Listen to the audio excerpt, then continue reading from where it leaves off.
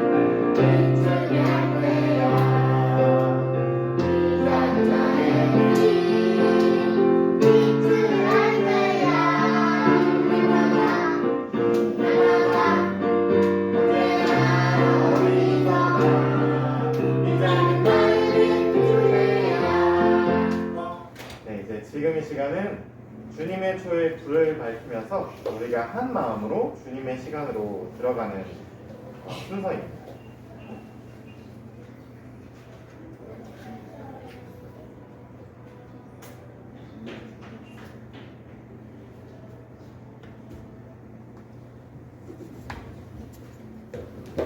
여러분은 이제 우리 주님의 말씀을 들으십시오. 참되게 예배를 드리는 사람들이 영과 진리로 아버지께 예배를 드릴 때가 온다. 지금이 바로 그때이다. 아버지께서는 이렇게 예배를 드리는 사람들을 찾으신다. 자, 주님의 초대에 응하며 이 예배의 자리로 나온 우리 어린이 여러분을 우리 주님의 마음으로 마음 다해 환영합니다. 자, 그리고 오늘은 바로 그 예수님의 약속이 놀랍게 이루어지는 성령 강림절입니다. 예수님께서는 제자들에게 사랑하는 사람들에게 이렇게 약속하셨었습니다. 내가 너희를 절대로 홀로 내버려 두지 않을 거야. 그리고 예수님의 바로 그 약속이 지켜진 날이 바로 이 날입니다. 제자들은 예루살렘에 있는 작은 다락방에 모여서 주님의 약속을 간절하게 기다렸습니다. 그리고 그 약속을 기다리고 있던 제자들에게 하나님의 영, 그리고 예수님의 영인 성령께서 이렇게 찾아오신 것입니다. 이처럼 우리가 어느 곳에 있든지 어느 때든지 심지어 도저히 하나님을 찾을 수 없을 것 같은 깊은 어둠 한가운데 있을지라도 예수님의 영인 성령은 예수님께서 마치 그러셨던 것처럼 우리와 함께 하십니다. 우리 이것을 기억하면서 오늘 성령강림절 예배를 함께 드리도록 하겠습니다. 자, 여호와는 나의 목자시니 함께 찬양하겠습니다.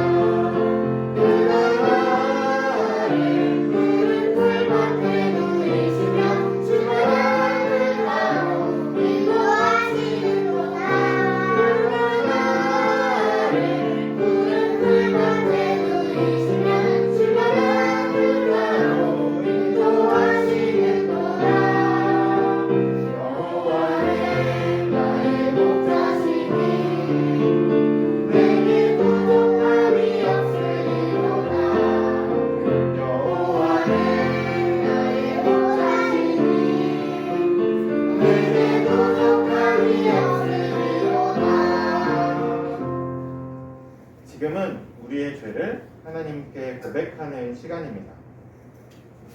우리 함께 입과 마음을 그리고 생각을 모아 하나님께 기도하도록 하겠습니다.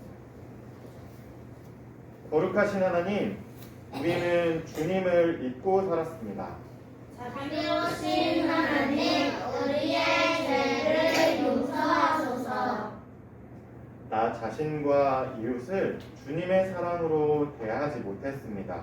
잘못된 생각과 말과 행동을 용서하소서. 자연과 온 세상을 하나님의 마음으로 보살피지 못했습니다. 날마다 주님의 영을 부어 새롭게 하소서. 아멘. 주님의 용서를 바라시는 여러분, 우리를 위로하시는 주님의 말씀을 들으십시오. 무서워하지 말아라.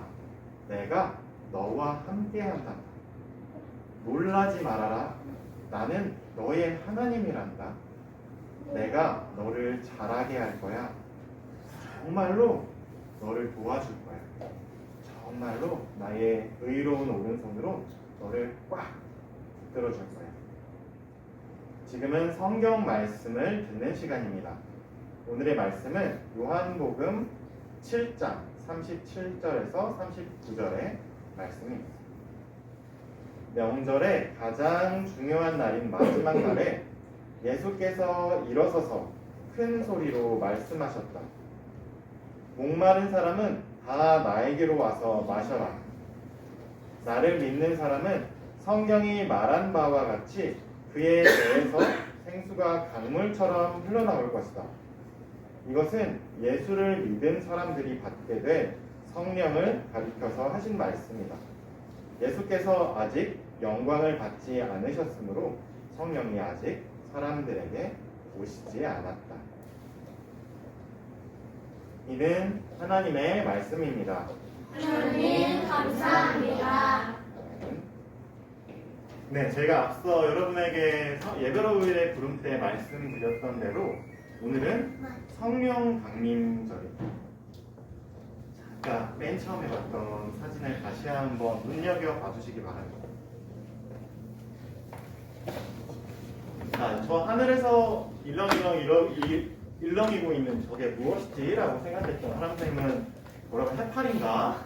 얘기했고 저는 낙지인가? 라고 생각했던 저 모양이 네, 문어 같기도 하죠. 그런데 이 조각은 어떤 조각이냐면 마가의 다락방에 예수님과 안녕히 가세요, 잘 가세요 하고 이별했던 그 예수님과 이별했던 제자들이 마가의 다락방에서 모여서 예수님의 약속이 어떻게 이루어질지는 모르지만 어떤 모습으로 어떤 모양으로 그 약속이 예수님의 약속이 이루어질지는 모르지만 예수님께서 약속하신 것이기 때문에 분명히 반드시 그 약속이 이루어질 거야 하는 그 사랑하는 마음을 가지고 제자들이 이 좁은 다락방에 모여 있었습니다.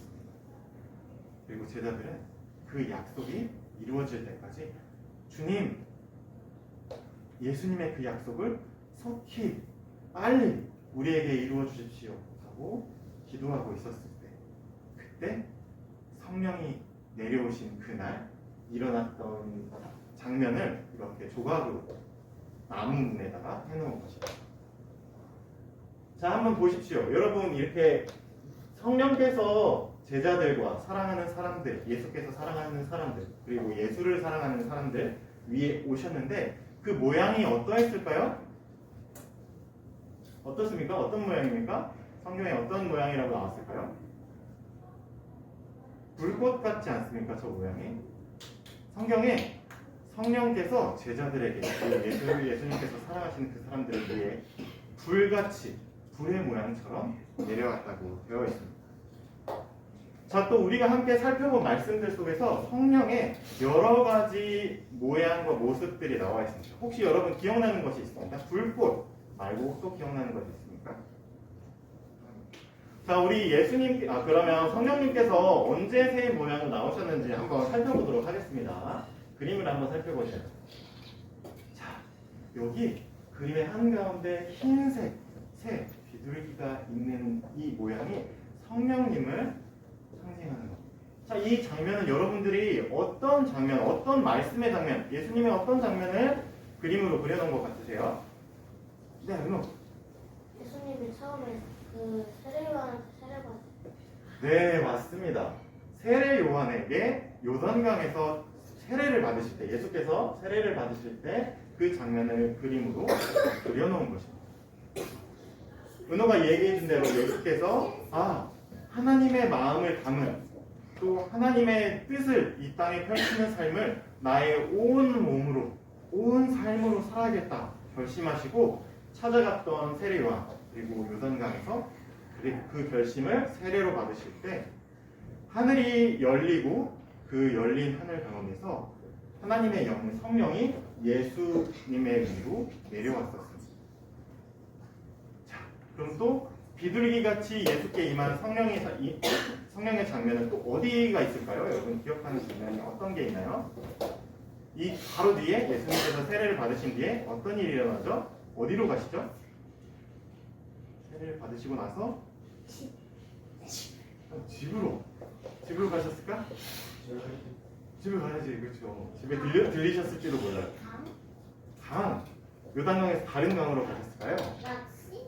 낚시. 오, 먹고 살아야 되니까, 그렇죠. 낚시를 하셨을 수도 있어요. 성경에 나와 있는 건 어디로 갔다고 되어야겠죠? 거기가 어디로 가나? 힌트 없어요? 사막? 네, 사막, 광야. 거기로 왜 가셨죠? 네, 맞습니다. 여러분이 이야기한 게 맞아요. 광야로, 빈 들로 성령님께 이끌려서 예수님은 우리들, 사람들이 당할 수 있는 모든 시험과 어려움과 아픔들을 겪기 위해서 그 광야로 시험을 받으러 가셨습니다.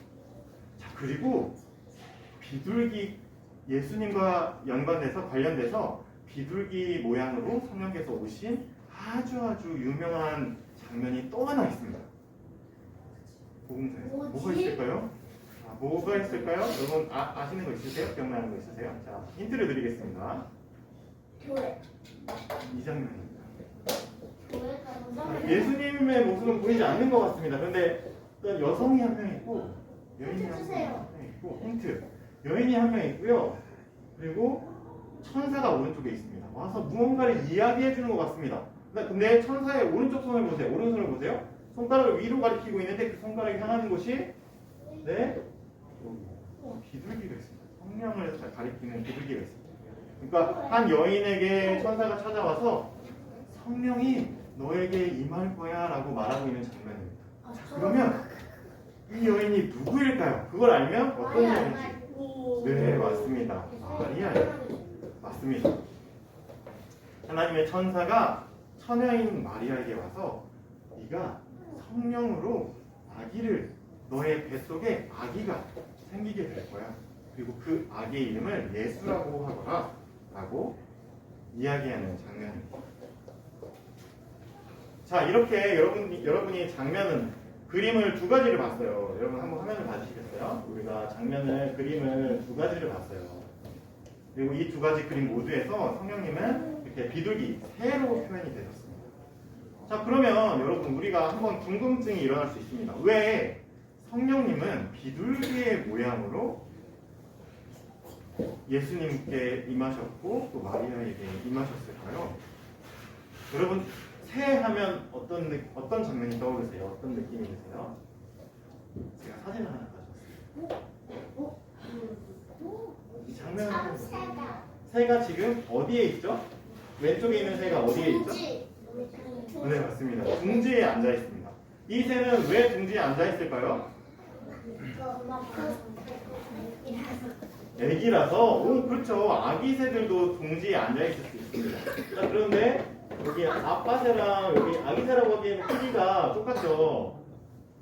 아마 상상해 보면 아빠 새, 엄마 새일 수 있을 겁니다. 자, 엄마 새가 둥지에 왜 가만히 앉아 있을까요?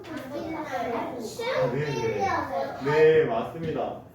이게 그림엔 잘 안 나오는데 이 화가가 그린 게 알을 품고 있는 새에게 아빠 새가 예쁜 꽃을 입에 따다가 물어서 엄마 새에게 선물을 주는 장면을 이렇게 그림으로 그려놓은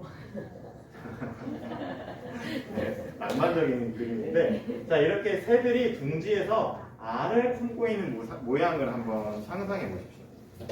사람들은 이렇게 알을 품고 있는, 특히 이제 히브리 사람들, 이스라엘 사람들은 알을 이렇게 따뜻하게 품고 있는 새의 모양에서 저렇게 알을 따뜻하게 품어주는 모습이 참 성령님께서 우리에게 오셔서 우리를 품어주시는 것과 꼭 같구나 라고 생각하게 되었습니다. 그래서 성령님을 비둘기, 새로 많이 표현을 했었습니다. 자, 그러면 우리가 예수님의 이야기를 한번 살펴봤던 것처럼 성령님께서 성경에 등장하는, 이번에는 신약, 복음서가 아니고 구약으로 한번 가보도록 하겠습니다. 맨 처음에 성령님, 하나님의 영이 등장하는 장면은 어디일까요? 구약 성경에서 가장 처음, 그러니까 성경 중에서 가장 처음 하나님의 영이 등장하는 장면. 어느 장면? 엄청 처음으로 가보세요. 생각보다 엄청 처음에 있어요. 엄청 처음. 우리가 태어나기도 전. 신석기. 신석기보다 전. 공룡보다 전. 서리.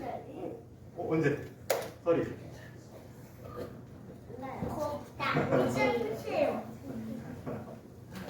자, 언제일까요? 뭐가 만들어질 때 나왔을까? 언제 나왔을까? 창세기. 맞아요, 창세기. 창세기 1장에, 창세기 맨 처음에 1장에 어느 장면이 나오죠? 하나님이 뭐를 만드세요? 맞습니다. 맞아요. 여러분의 말이 모두 맞아요. 빛, 세상, 천지. 하나님께서 온 세상을 공지도 만드셨겠죠. 하나님께서 온 세상을 만드시는 장면이 나옵니다. 자, 그런데 창세기 1장에 태초에 하나님이 말씀을 하셨다. 그리고 그 장면이 나오고 2절에 하나님께서 만드시는 모양이 나오는데, 하나님께서 세상을 만드실 때 모양이 이렇게 표현이 되었습니다. 하나님의 영이 물 위로 이렇게 다니셨다라는 표현이 나와 있습니다. 그렇게 하나님이 세상을 만드셨죠. 자, 그런데 그 성경에 쓰여진 히브리 말을 보면요, 이 하나님의 영이 물 위로 다니셨다, 이 뜻이 어떤 모양을 품고 있냐면 이 모양이에요. 새가 알을 품고 있는 것처럼 하나님의 영이 온 세상이 될 그 모든 것들을 품고 계셨다라는 말이 나옵니다.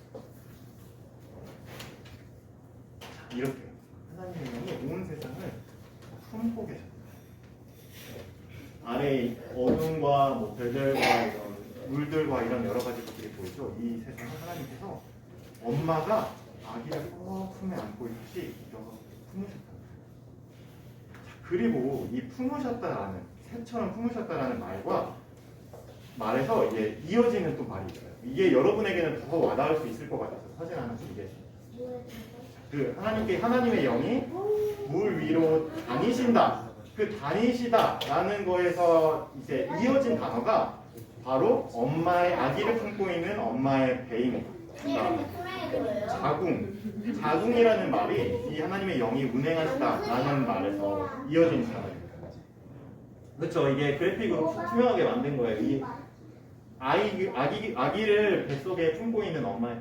그러니까 하나님이 세상을 만드실 때 어떻게 만드셨냐면, 하나님의 영이 세상을 만드실 때 공장에서 우리가 자동차나 기계들을 만드는 것처럼 버튼을 띡 눌러서 자동으로 윙 3D 프린터 여러분 아나요?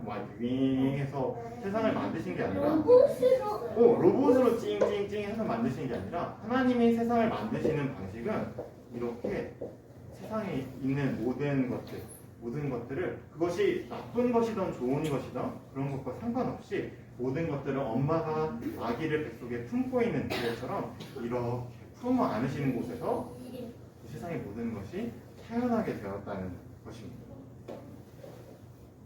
하나님의 영은 그러니까 곧 하나님의 통을 이야기합니다.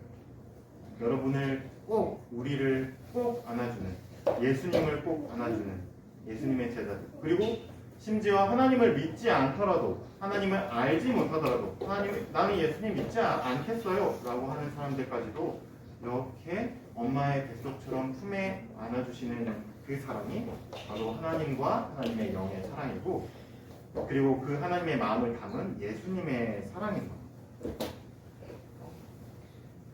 그래서 태어날 때 하나님의 영으로 엄마 마리아의 뱃속에 그 존재가 생긴 예수님, 그리고 그 예수님이 자라나서 요단강에서 세례 요한에게 내가 하나님의 마음을, 하나님의 뜻을 품은 사람으로 살겠습니다.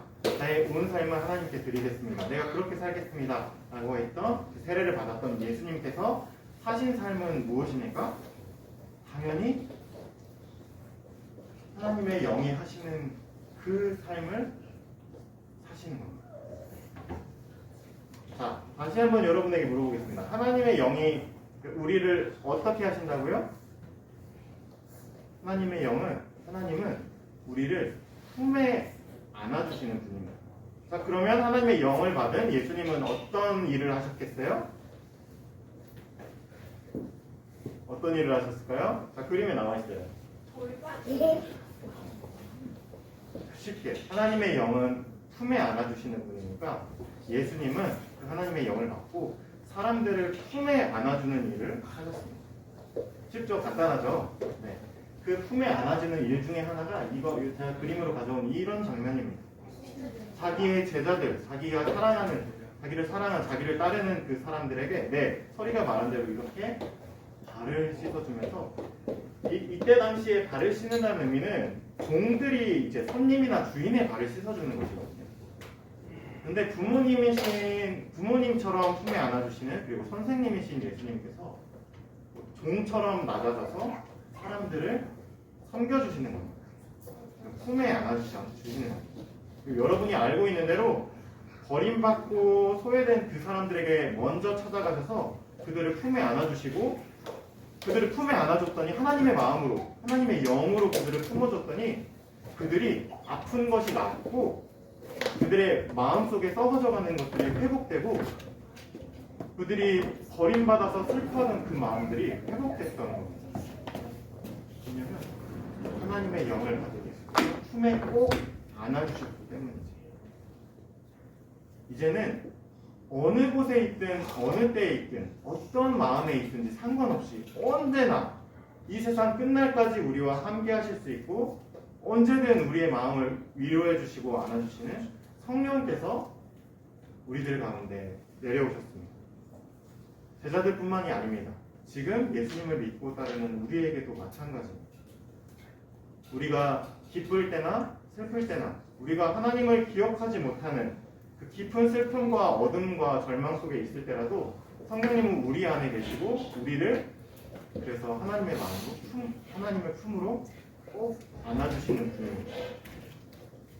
우리가 이것을 기억하면서 이런 하나님, 그리고 그 하나님의 마음을 담은 예수님, 그리고 하나님의 영이고 예수님의 영인 성령님을 기억하면서 우리가 이제 교회 달력의 나머지 절반 성령 강림절을 보내게 될 텐데, 이 성령님, 우리와 함께 하시는 성령님을 기억하면서 이 2023년 성령 강림절을 보냈으면 좋겠습니다.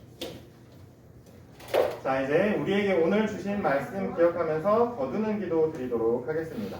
자, 거두는 기도 드립니다. 주님, 예수께서 아버지의 품으로 돌아가시고 난 뒤에도 우리를 향한 주님의 사랑은 결코 우리에게서 끊어지지 않았습니다. 주님의 영인 성령께서 이제 우리를 품는 어미새로 이 땅 위에 우리 곁에 그리고 우리 안에 오셨기 때문입니다. 주님, 오늘 예배를 통해서 결코 끊어낼 수 없는 그 어떤 것도 막을 수 없는 주님의 사랑을 깨닫게 해주시니 감사합니다. 성령 강림절 한 주를 지내면서 우리 안에 이미 와 계신 성령님을 깨닫고 그 성령님과 함께 손잡고 걷는 우리가 되게 하옵소서. 감사드리며 예수 그리스도의 이름으로 기도합니다. 아멘.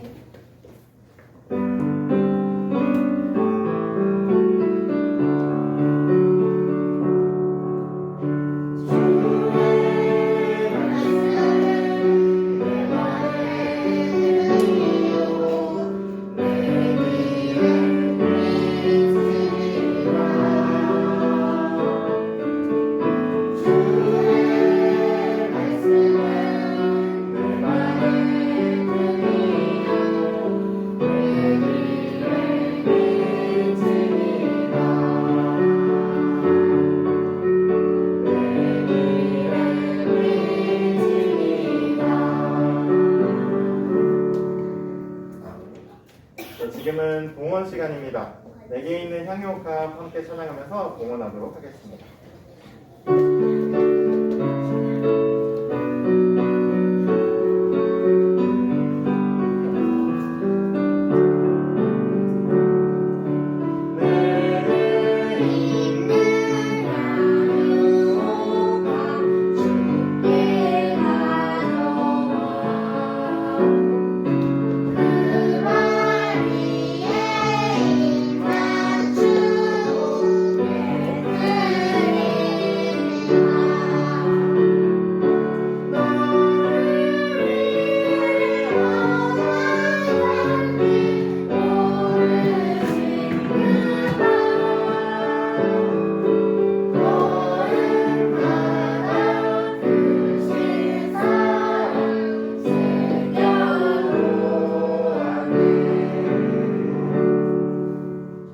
자, 이제 우리 입을 모아서 마음 모아서 함께 봉헌기도 드리도록 하겠습니다. 우리가 누리는 모든 것이 하나님께서 주신 것이니 우리가 하는 것을 하나님께 바칩니다. 주님, 이것으로 당신의 복음을 세상에 전하게 하소서. 예수 그리스도의 이름으로 기도합니다. 아멘. 자, 이제 우리 함께 예배드린 이들과 평화 인사 나누도록 하겠습니다. 서로 눈을 마주보면서 우리 주님의 평화를 빕니다.